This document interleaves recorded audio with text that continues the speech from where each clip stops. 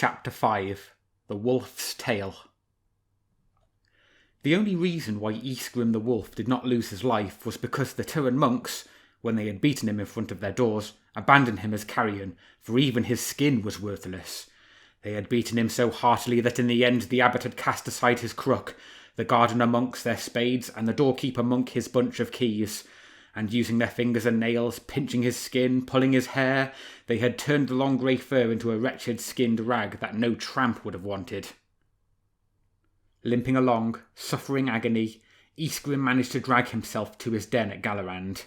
He licked his wounds there for days and let nature help, for he was fully mature and his vigour was incomparable, until he recovered his strength and his coat grew again, rough and thick.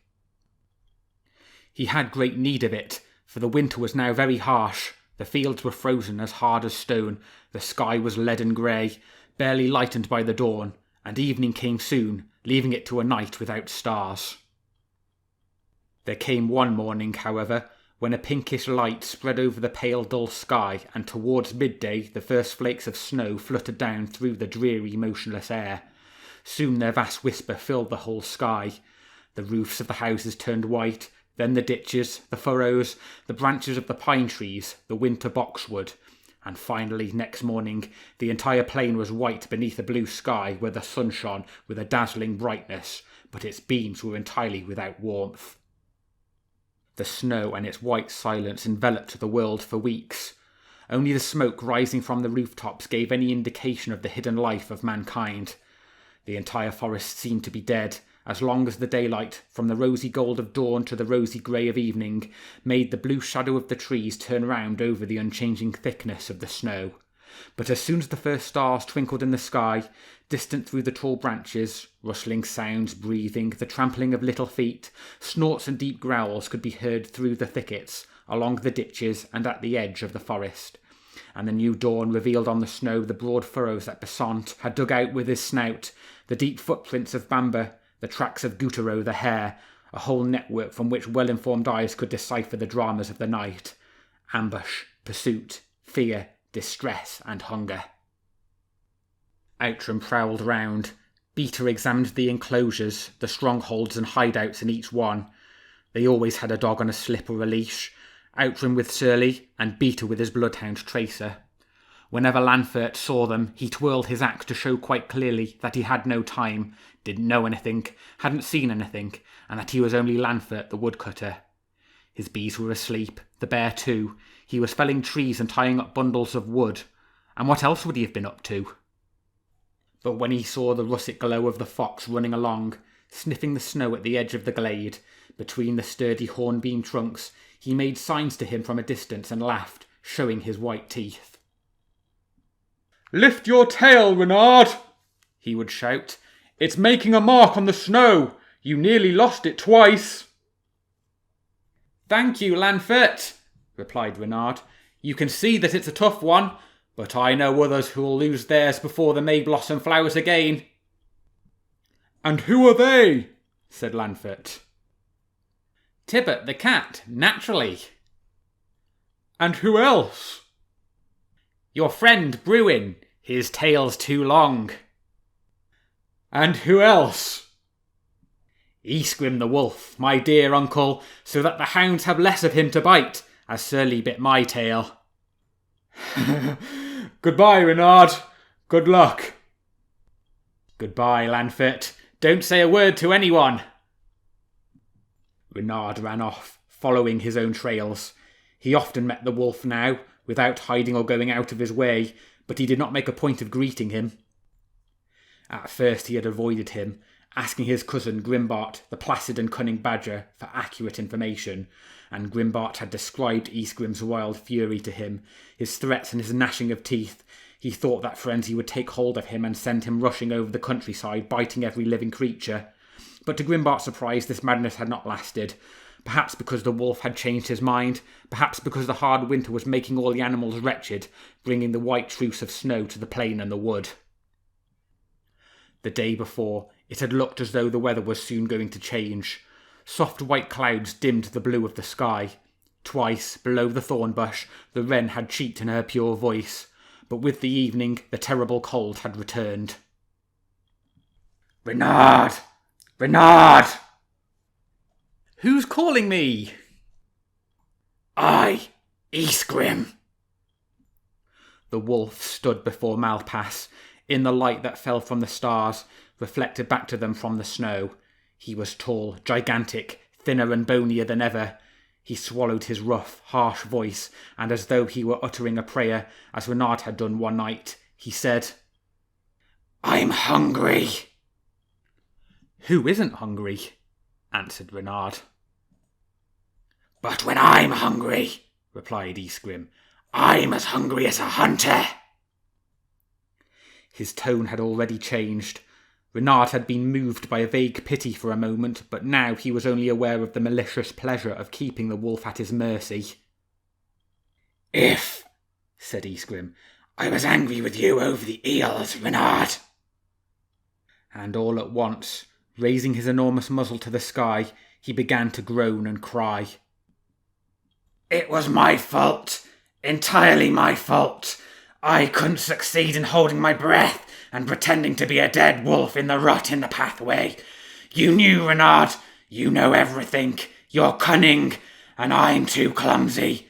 Yes, I trust you, Reynard. I, the revolting guzzler, who ate the farmer's ham without even leaving you the string. Yes, I blame myself. It was my fault entirely. My fault once more. I believe in you, and I'm hungry, Reynard. Come, said Reynard. They set off into the starry night, each one with his confused thoughts. It's too easy, said Reynard. I'll try it on each time, until the string breaks, but I can see that I'll have to try hard. I've cheated him again, thought Isgrim. I am clever, more than clever. At the worst I'll strangle him, for I'm stronger than he is. They went round the abbey walls and soon came to the fish pond. It was a fine, regular stretch of water, as behoved Carmelite monks, a small pool which had been made deeper by the hand of man and fed by a natural spring. But at the moment it slept under a thick layer of ice, covered in addition by snow, except in one place near the bank, where the neighbouring peasants came to draw water for their animals. They had swept the snow away and cut a square hole in the ice, which they maintained every day. Now you can have your revenge, uncle, said Reynard, taking Isgrim no further. From now on these fish are yours. You're going to catch them yourself. Catch them, said Isgrim. With your tail, said Reynard, like the otter, and as I've been told, the beaver. Very well, said the wolf. What must I do? Put your tail in the water. Is that all? Really, all. Some people say you should attach a bucket to your tail, but apart from the fact that I couldn't do it, for I can't tie knots with my paws, why imagine that a bucket made of dead wood should attract fish more than a good tail, live and warm, a wolf's tail with long hairs, where young carp and roach will vie in coming to attach themselves. Put your tail through the hole, my friend, and be patient. Only pull it out if you feel it is very heavy, weighed down with your catch. I'll stay there and help you, if necessary. Reynard went to lie down, his head resting on his paws, in the shelter of a bush which protected him from the north wind. He did not feel at all comfortable. It was a comical sight, however, to see Isgrim crouching down on the ice, trying the water with the tip of his tail, and moaning in a high-pitched voice, "Brr, how cold it is!"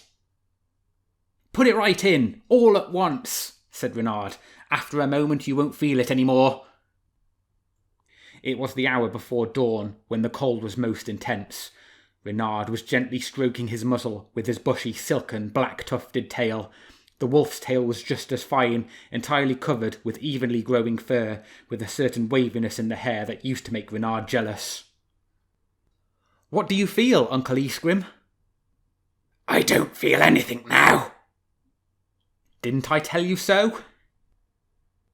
Pieces of ice rose to the surface of the hole, as soft and porous as sponges, while the clear pallor of the stars and the outside cold froze them hard immediately and secured them firmly to each other. "Can I pull it out?" asked the wolf. "I think my tail's very heavy now. It's weighed down like a net." "Just one moment more, uncle."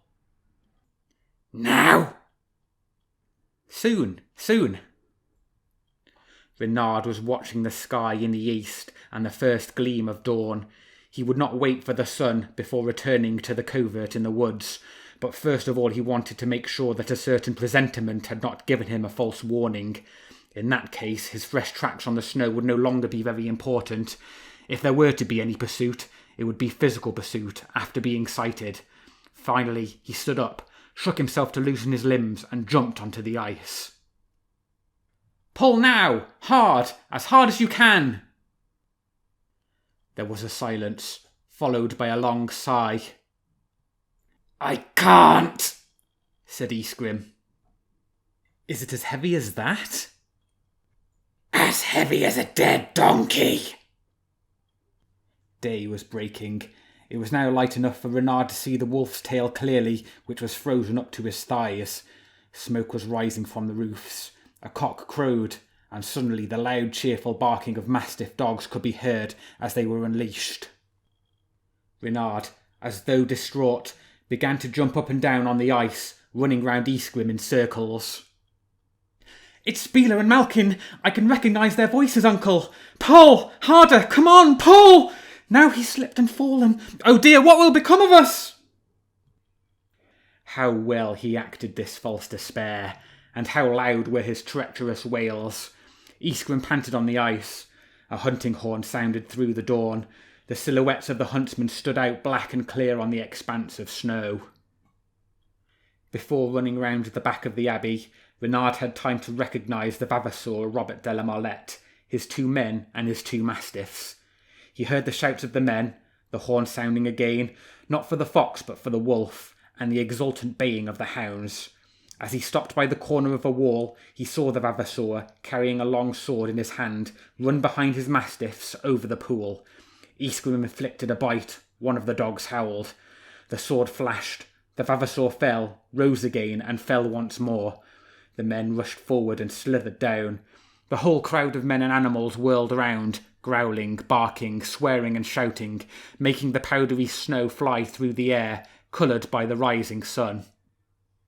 And suddenly, his hair standing on end, Isgrim sprang from the crowd, then Malkin, then Spieler, then Robert, then the men. They sounded their horns for the wolf, for a sight of him. He'll escape them, thought Reynard, licking his chops blandly, but after a long hot chase, for there won't be any mercy. And without his tail, for I saw what happened, he left it behind in the ice.